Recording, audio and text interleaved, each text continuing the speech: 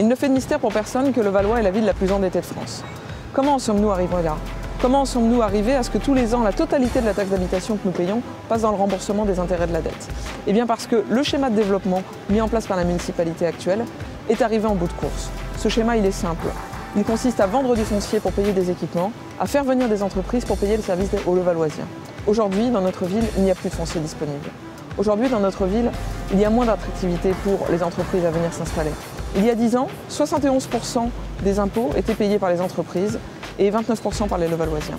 Aujourd'hui, nous sommes arrivés à une répartition de 59% pour les entreprises et 41% par les Levalloisiens.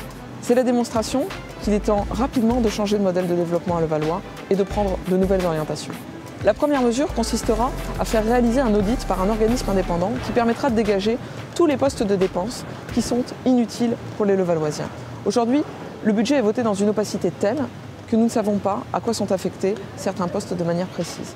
L'autre problème, c'est que chaque année, 11 millions d'euros partent en subvention dans 4 associations, le Valois Sporting Club, le Valois Communication, le Valois Découverte, le Valois Culture, sans que jamais, ni l'opposition, qui n'est pas admise à siéger au conseil d'administration par la volonté du maire, ni les Levalloisiens ne sachent comment sont dépensées ces sommes.